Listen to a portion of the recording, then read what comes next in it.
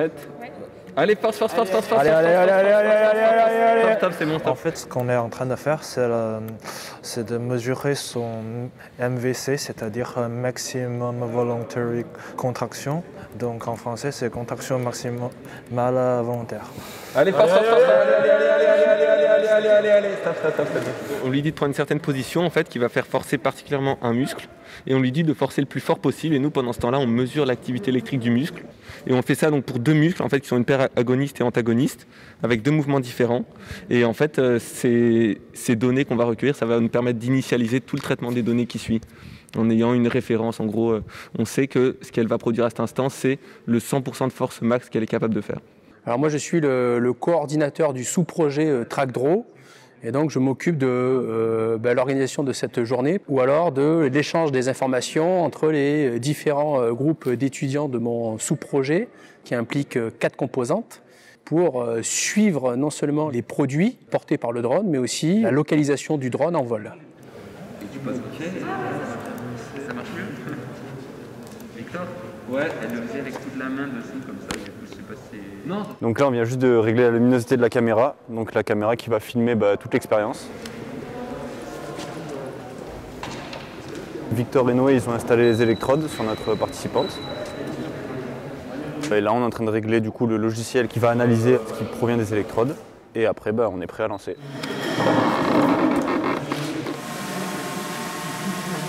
On va la faire piloter le drone en fait dans deux conditions différentes. Une condition où il y a une forte compatibilité spatiale entre la commande qu'elle doit faire et les mouvements du drone et une condition où la compatibilité spatiale elle est moindre.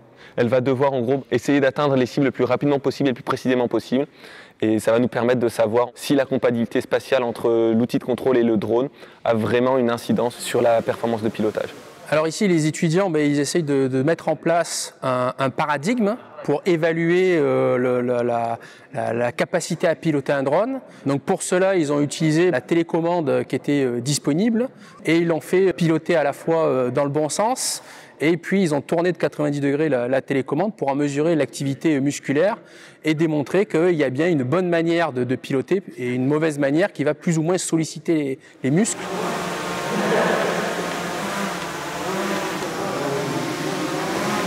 Moi, à l'aide du laser, je vais pointer la cible qu'elle devra pointer à chaque instant.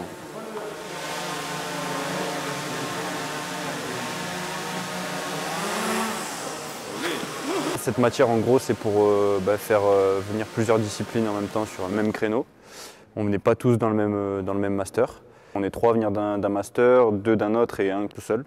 Quand on travaille ensemble, c'est assez enrichissant parce que chacun peut apporter une pierre à l'édifice, quelque chose qui se distingue des autres. Je suis arrivé cette année, je connaissais personne dans la promo.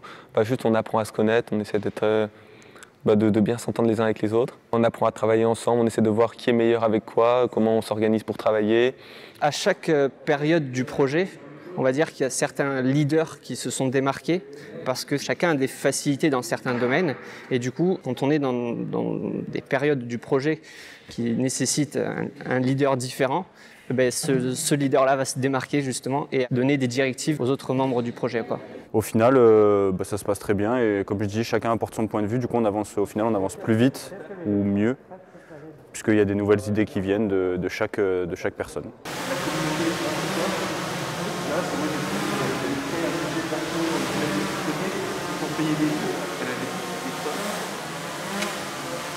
La finalité du projet, c'est de montrer qu'il y aurait justement un intérêt à proposer un autre outil de contrôle qui serait beaucoup plus performant pour un utilisateur. Parce qu'il y a tout un traitement cognitif qui se fait dans l'action. Et si on a un outil de contrôle qui facilite justement ce traitement cognitif, ça va impacter positivement sur les temps de réaction, sur la manipulation du drone. Voilà. Alors les étudiants ont aussi travaillé sur un système de capture du mouvement, un système de leap motion et à terme, c'est essayer d'utiliser des mouvements de la main, des mouvements des bras pour pouvoir piloter le drone sans pour autant avoir à mobiliser énormément de muscles à l'intérieur des mains, ce qui est vecteur de fatigue pour l'opérateur. Parce qu'il faut imaginer que dans le monde réel, un opérateur, peut-être qu'il y aura plusieurs drones en service et en fait, il va piloter toute la journée. Donc, il faut trouver des solutions qui minimisent la fatigue musculaire lors du pilotage.